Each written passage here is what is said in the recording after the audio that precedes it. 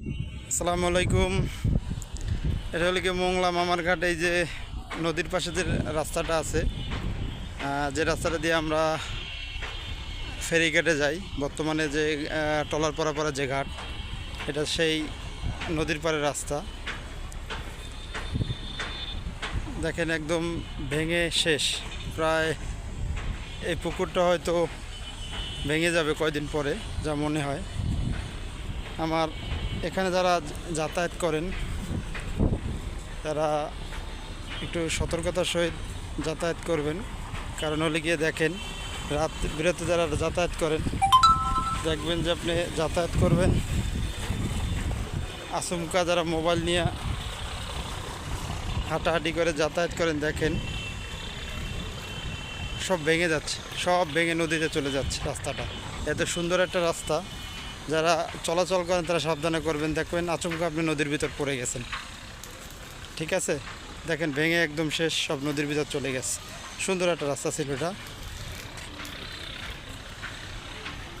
যারা আমার ইপিজেডে চাকরি করেন ভাই বোনেরা, সবার দৃষ্টি আকর্ষণ করছে, আপনারা সাবধানে চলাচল করবেন। আমি জানি আপনারা রাতের বেলায় এখান থেকে যাতায়াত করেন।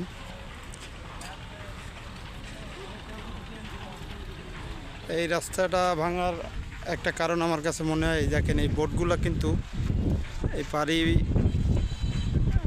বেঁধে রাখা হয়, এখান থেকে অনেক সময় মাল লোড আনলোড করা হয়।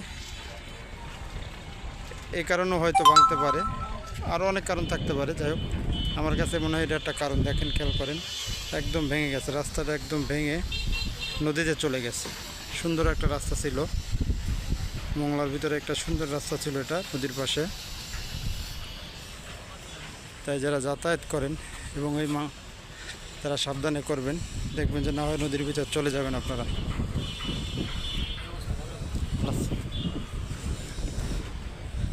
দেখেন একদম ভেঙে যাচ্ছে, একদম ভেঙে যাচ্ছে,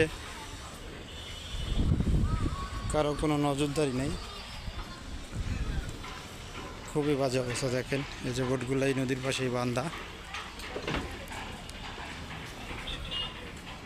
পাশাপাশি দেখেন আমাদের এই পল্টনটাও প্রায় নদীর ভিতর চলে যাচ্ছে।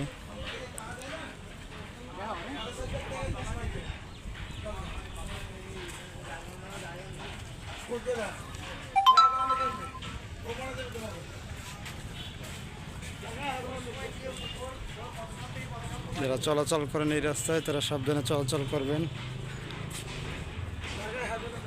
কারণ ধীরে ধীরে রাস্তাটি একদম ভেঙে যাচ্ছে। খেয়াল করেন।